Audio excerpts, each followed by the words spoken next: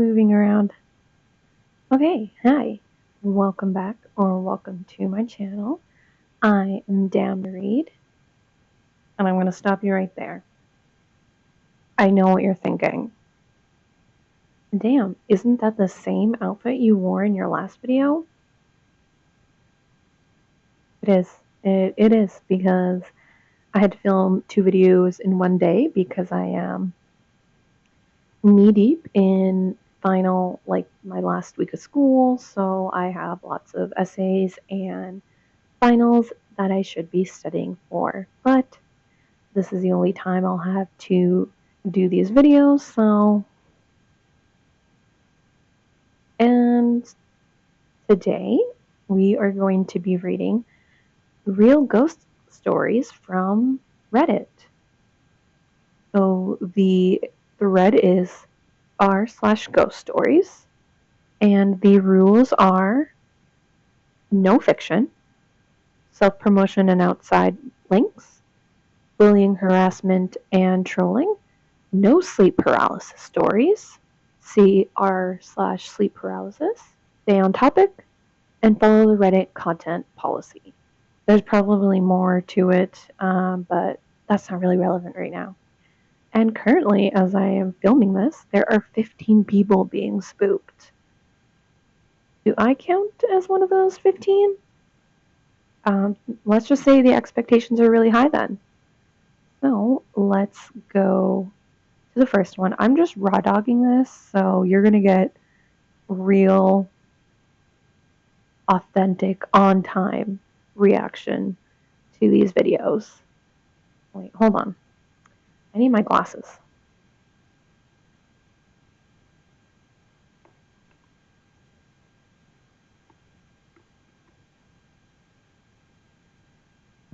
All right, let's get into it. Hey, story number 1.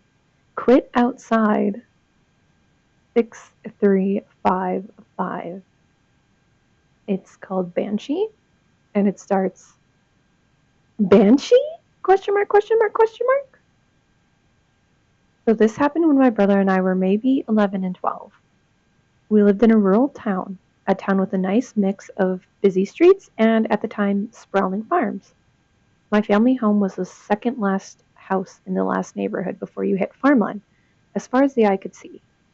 To the right of my house was my neighbor, then a thick hedgerow which separated the housing estate from the farm. The first 5 or 6 fields in this part of the farm grew barley and wheat. As kids, we made tunnels through the hedgerows and spent hours every day during the summer exploring the farm with friends. Each field was huge and separated from the neighboring field by other large hedgerows, some complete with streams running through them. One night, my little brother and our 2 best friends and myself were outside our house playing football and skateboarding. It was about 9:30 at night, and quite dark. Remember, we are the second last house on the road, in the very last housing estate before it was just barley as far as the eye could see. We were essentially the very edge of town. Anyway, on this night, we were hanging out as usual when suddenly we heard an ear-piercing squeal/screech coming from the barley field beside us. It was so loud and high-pitched that it took our attention in an instant. It was... Wait, hold on, I lost my spot. It had a feeling of panic about it, yet it was kind of funny that to our young minds, we decided to go investigate, thinking it was a pig or an injured animal, or an injured animal of some description. So, in our youthful excitement, we burrow through the hedgerow and start running towards the origin of the sound, all laughing in excitement. The barley was ready to be plucked from the earth, so it was high, up past our waists, so we couldn't see anything that may be on the ground injured. As we get close to the sound, where the sound is coming from, it suddenly stops. We stop and look at each other, laughing. Then it starts again, and now it's originating from the point of the field which we first entered. We exchange glances in confusion before sprinting towards the sound, believing it must be a scared, injured animal. Then the sound stops before immediately starting again directly behind us. This time it sounded ominous, and that feeling changed. The sound then stopped again, starting instantly but way off in the distance. It moved towards us at speeds way too fast for an animal. Just as it reached us, it stopped and again came from a totally different end of the field, hurtling toward us in the pitch black. That would be fucking terrifying. Because you're in the middle of a field and the pitch dark. And if it is an animal and it comes hurling towards you, like injured animals don't know that you're trying to help them. They may attack you. So especially for kids to be doing this, I would be freaking terrified. I would not. No, I would just not. Now we are frightened. This is not an injured animal. We have no idea what it is. The sound then seems to stop and start from everywhere, moving with incredible speeds all around us, covering huge distances in seconds. Without saying a word, we all run as fast as possible back to the hedgerow which we entered. All the while, this loud screeching wailing moves all around us. My younger brother, Ohm, begins crying in fear as we all rush to get back into our neighborhood under the streetlights near our home. As soon as we cross the threshold, the high-pitched screaming chasing behind us stopped at the border. We were all physically shaken and scared now. My little brother was hysterical for weeks, refusing to go back into the field even during a sunny day. I don't blame him. Oh. A few years later, my brother would tragically die suddenly in the house. Many strange sightings of a withered woman were reported around these fields over the years. If anyone is familiar with the legend of the Banshee, let me know what you think. This occurred in Ireland, so you probably guessed. Oh,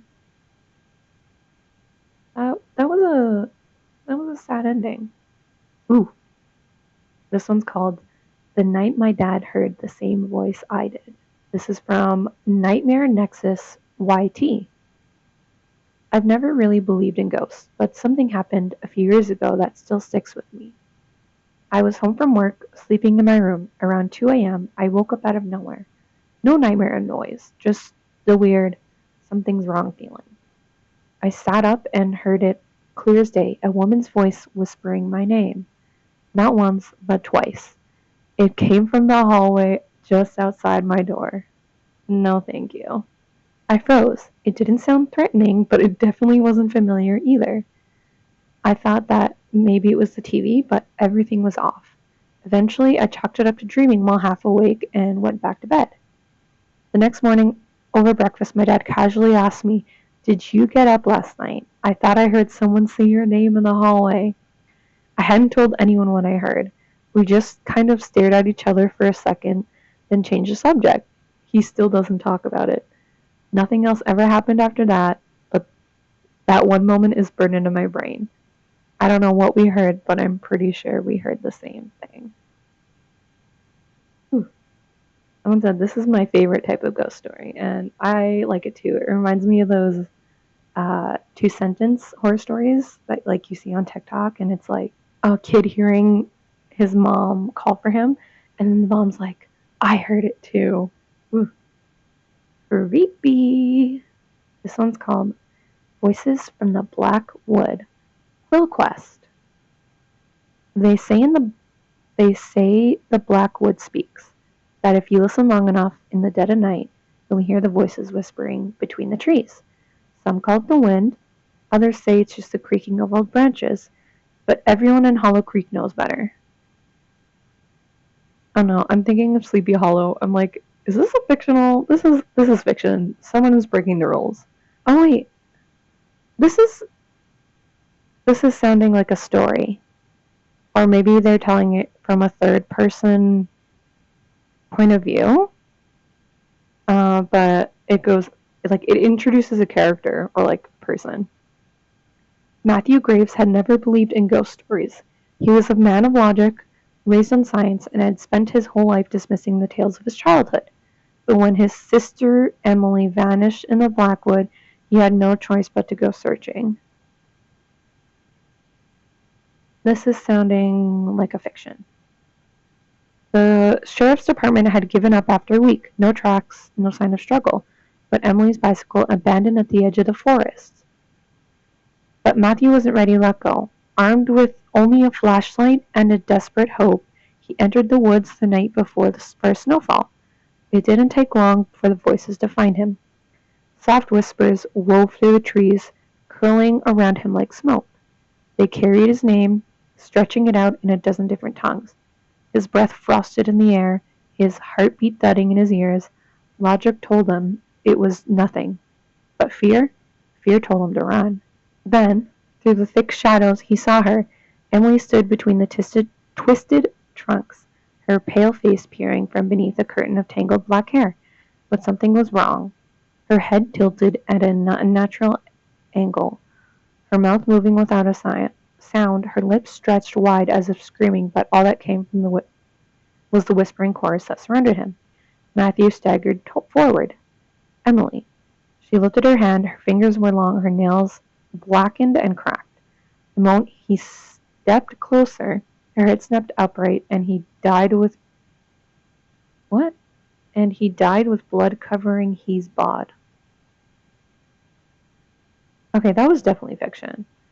Well, Quest, I think you broke the rules, and now I need to report you to the police. Oh, this is from 2 hours ago, so that I was trying to see if there's comments. There's no comments. Still fresh.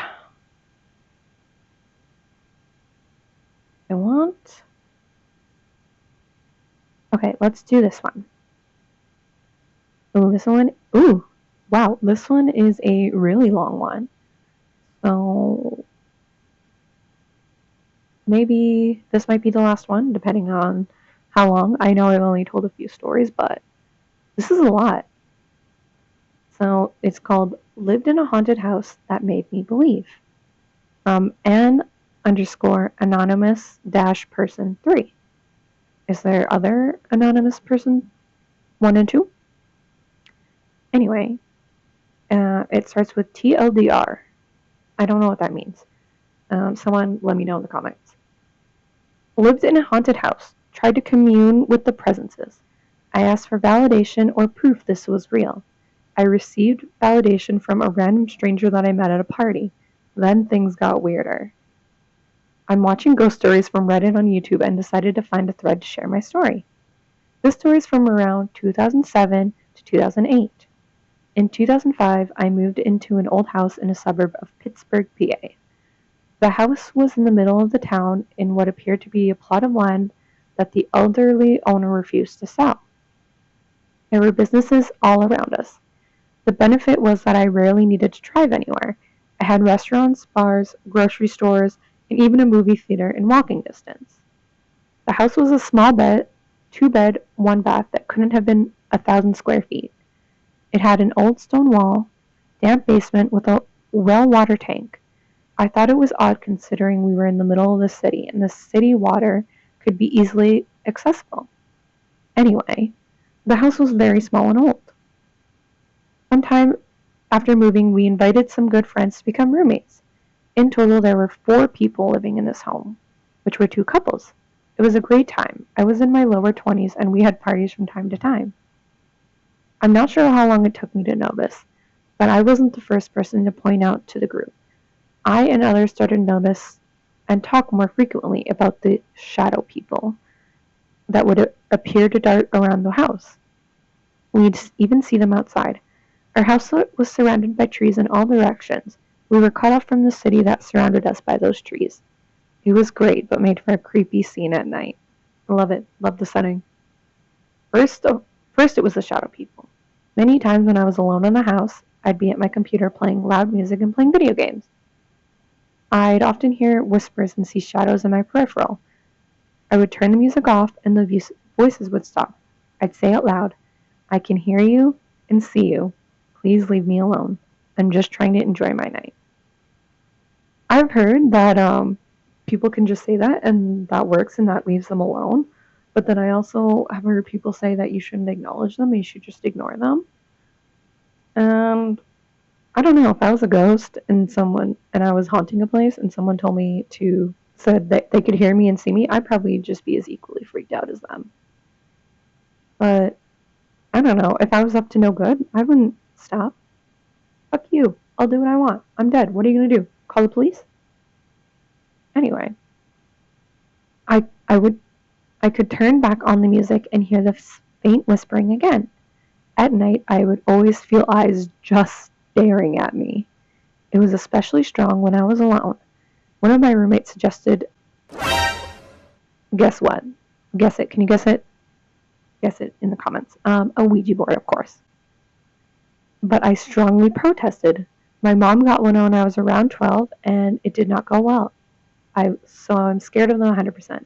Oh, speaking of which, I got one myself. You probably can't even see it. Oh, it's not on that one. It's on this one here. But you can't see it. But I got a little cheap one from Amazon. And I just got it for aesthetic. I'm not going to use it because I am incredibly scared that what if it is real? I'm not taking no risks. Like I said, I'm a healthy skeptic. I'm open to ghosts and stuff being real. I'm not really a believer. I like the idea of it being real, but I'm not taking no risks. Anyway, moving on again. It was around this time that I decided to pursue whatever this feeling was. I thought, if I can feel it this often, then it has to be real in some sort of way. I started reading books about ghosts and people call themselves mediums. I started meditating and opening myself up to that world. Was this a good idea? Probably not, but it led down a path that had a very surprising ending. During this time, unknown to me, one of my roommates was doing the same thing. The girlfriend of my friend started trying to communicate with whatever was in the house. Probably a bad idea too. I know. In my own meditations, I came to the conclusion that there was two main presences, a little girl and a tall man. Always a little girl or a tall man. In dark, well-fitted clothes. Neither felt bad or evil in any way. The man felt protective of the girl. I thought that there was a chance that I'm just being dumb and going crazy. While meditating, I asked for validation. If I'm dumb, then nothing would happen, right? Wait. What? If I'm dumb, then nothing would happen. Is he saying that, like, making a dumb choice? Or, like, assuming that that is validation? That nothing could happen and that it was all in his head? Is that what he's saying? I put out a request to the void, so to speak. Well, this was around Christmas. I had a party at work. They rented out an entire restaurant and had an open bar. Hell yeah. I got a ride with a coworker who was a good friend of us and knew about our ghosts too. She briefly lived at the house prior to our current roommate moving in. So, where I worked was a non-conventional job. I worked at a place that sold adult movies online. They didn't make them, but are well known for being a major retailer and even won awards for the industry. So, very often, celebrities of said movie would come to our parties. Well, after several drinks, my coworker decided to lead me up to one of them and introduce me. She had a dark sense of humor and wanted me to make a fool of myself to a pretty girl.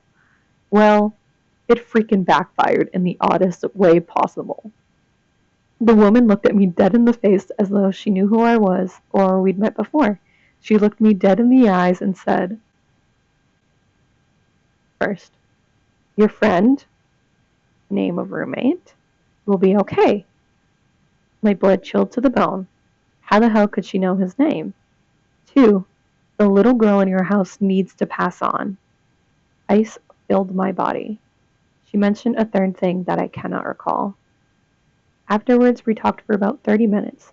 She explained that she was also experiencing the supernatural, and we connected because we both share the same astrological sign of Sagittarius. She showed me a Sagittarius tattoo of her ankle. She was very nice, and even met her again in next year's party. I knew her stage name, but I will not share it here. Now, back to what she said. I had no idea what she could have meant by the first thing. My roommate is fine. Well, that night I got home a bit drunk, got a ride home, and passed out. I was awoken at 3 a.m. to my girlfriend and cop standing in my bedroom doorway. I was urged to go in the living room and sat down on the chair. Oh, wow. There was 10 to 15 cops searching the entire house. I had no idea what was going on and was still quite drunk. My roommate had been busted with drugs in a sting operation. That night he'd gone across state lines to get a large supply of a certain type of drug and was busted. They were waiting for him in our driveway. Long story short, he was never convicted of anything afterwards. In other words, he was fine. A month later, I told him about what the adult film star told me, and he insisted that I put him in contact with her, but I refused. Now, the little girl is something of a longer story, but basically we got a medium involved to help pass her on. After that, all the activity stopped. The air in the house felt lighter and free. We never noticed how the heavy atmosphere felt in the house until it was gone. I put out the request and received verification that there was indeed something out there. After all was resolved, I cut all ties with the other side. I feel as though I deal with it enough. I know how it feels to step over a boundary and will take that stride when it's my time. Sorry this was so long, but the coincidence in this story led me to believe that there is in fact a lot more in this world that we can see. Oh, weird story, but certainly believable. IMO. I can't tell if they're being sarcastic. Your validation was a coincidence, nothing paranormal here. Next. That's rude. Then someone else said, incredible story. Okay, let's read one more. Okay, let's do hello from an old friend. And this is from Legitimate Quail 5317. Last winter, I was randomly driving when I became puzzled why I was suddenly remembering a former classmate, someone I only knew very briefly in 7th grade. I was 60 years old now. He was in my class, his name is Greg, and he had wild, longish black hair with fair skin. He invited me over to his house one day after school. We were alone. He tried to make a pass at me. I left and turned him down and went home. I do not remember ever seeing him again after that. So why on earth did I suddenly think of him? I was about to find out. I got on Facebook a few days or a week later. I decided to look at my old high school page online. I now live in a different state. I have not been anywhere near that high school since probably 2008, and it was just a visit. Anyway, I see some posters that were displayed during a Lipstick and my Valentino white. During a reunion. There, on Classmates We Have Lost, I see it. Greg. He was dead. I googled, found his memorial online, and gleaned some info. His mother had wrote it. She mentioned how much Greg loved living in Hawaii. I was stationed in Hawaii sometime that he was there nearby. Greg died in a state near where I live now. He passed away around the time I would have gotten settled here. I have zero clue why Greg would randomly reach out to me. All of a sudden, would randomly reach out to me. All the people to say hello from behind. I wish him peace. I have no idea how he died. I think that I think that's just a coincidence. I mean, sometimes I randomly think about people that I saw randomly in elementary school or like, what do they call it? Middle school. Sometimes I randomly think about random people there. I don't think they're all dead. As far as I know. I'm from a small town. I would know if they were dead. Let's do another one, because that one was kind of... Ooh. The girl in my mirror. This is from... Deleted? So does that mean they don't have an account anymore? When I was a teenager, I loved staying up during vacations, dancing in my room all night. In my room, there was a full mirror that stood on the floor. One night, as usual, I was dancing away when my eyes landed on a new little digital camera. At the time, phones weren't as advanced as they were now, and the quality of photos wasn't great either. The camera was pink, and my sister had bought it. I don't know why, but in that moment, the idea came to me. I wanted to take a selfie. but one that would show my whole body. So I placed the mirror on my bed so it was a bit higher and stood in front of it. I grabbed the camera, pointed it to the mirror, and clicked to take the photo. When I looked at the picture, I froze. For a moment, I was in complete shock. There I was, in the picture, but there was something else.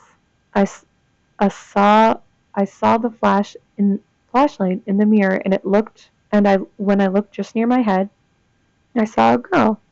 When she was looking over my shoulder, staring at me through the mirror. She had a pale, almost white face with long black hair and black eyes, as they always do. It wasn't just a reflection of something weird in the lighting. It was her. She was in the photo with me, just as I was there too. I was so scared that I instantly deleted the photo, as if doing it would make her presence disappear. I ran out of my room and down the living room. It was 3 a.m. Why are you taking selfies at 3 a.m.? And everyone was asleep. I couldn't bring myself to wake anyone. I had already deleted the photo and I regretted it immediately because now I had no evidence to show what I would tell my story. I sat in the living room for about 20 minutes trying to calm myself down before finally heading back upstairs to my bed. Oh, I would not. I would sleep in the living room. Or I don't care. I'd wake up the whole damn house. I don't care. I never saw the girl again, but there were moments after that I felt a strange presence. The creepy part is that later, when I told my mom what had happened, she told me something unsettling. Apparently, the previous owner of the house had a daughter who had taken her own life. She'd been living in the house for almost 3 years at that point. This all happened when I was 16 years old. Now I am 35, and still when I think about it, I get chills down my spine. I think your mom's just pranking you. Because, I mean, maybe it's real, maybe it's a coincidence. You know, I keep saying one more, and let's do one more because I am just not scared enough. Let's see. Ghost Train? Let's do Ghost Train. Okay, this is a little bit longer one, so this will definitely be the last one because my camera battery is dying. And this is from livid underscore vegetable or livid underscore vegetable underscore 6054. All my life I had been obsessed with train. So when my photography class's topic for the month was transportation, I knew I wanted to get some photos of trains. For a little background, all my life I have lived and currently still live in the house that was right next to the train track owned by Norfolk Southern. So those are the only trains that go through. Background over.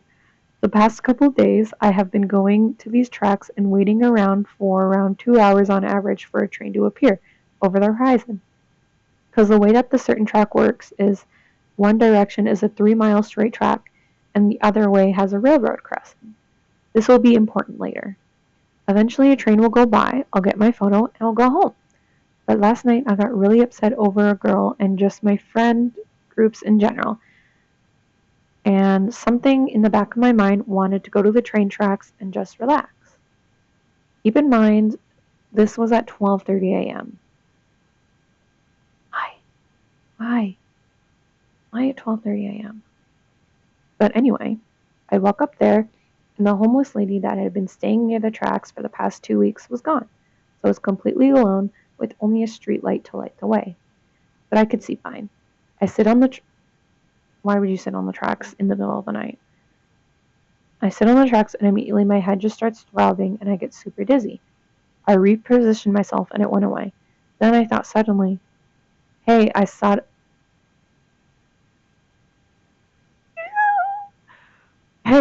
this thing where if you put your ears to the railroad, you can see if the train is coming. So I did this. I heard the loudest train noise in my life. It sounded like the train was right next to me. My head started throbbing and I started getting dizzy again. I then got off the tracks and stood there for a sec and thought to myself, I was probably just hearing things. This is just a series of events that you should never do. I go back on the tracks and I start getting really emotional and I feel as if something was watching me. Then the throbbing and dizziness happened again. and I actually almost fell and passed out on the tracks. I immediately hopped off the tracks and tried to call my friends to tell them what happened. Only one picked up. I told him that what happened and he completely understood. I started walking home with him on the call and I began to hear quiet train horns in my head. That's when I told him that I was going to try randonauting and see if the topic I chose would lead me to the train tracks. Wait, did I skip something? Only one picked up. I told them what happened. Completely started walking. Okay. That's when I told him I was going to try Rondo night. I thought of my destiny. And wouldn't you know it, the Rondo Knot location was in the local train yard. I went home with my. Wait, you did that at 12:30 at night? Why would you do that? I went home and my friend's still on the call and I told him that I wanted to show him something. I got this fortune card when I was a freshman in high school and didn't really believe it until some of the first things on it started to come true. I think that's like confirmation bias. But the fortune card when I was a freshman in high school, and I didn't really believe it until some of the first things on it started to come true. But the last thing it says on the fortune card is beware railroad crossings. I think that's just good advice because why are we hanging out on the tracks? Which has always stuck out to me as, like I said, I've always been close to the train tracks, and there is a railroad crossing right up the track from where all this happened. This is the end of the story. I know it's a bit choppy, and I'm not the best storytelling, but this is what happened, and it really creeped me out when it happened. Thank you for reading. I don't think that's necessarily something, and I'm not trying to invalidate all these stories because I'm sure they genuinely feel like spooked from these experiences, and I don't blame them. This, I think, it goes back to when we talked about in one of the ghost videos where we say sound vibration at a certain level can produce symptoms such as dizziness and headaches. And I'm guessing that a nearby train and the tracks would cause vibrations, and maybe it happens at that level where you are starting to feel those symptoms.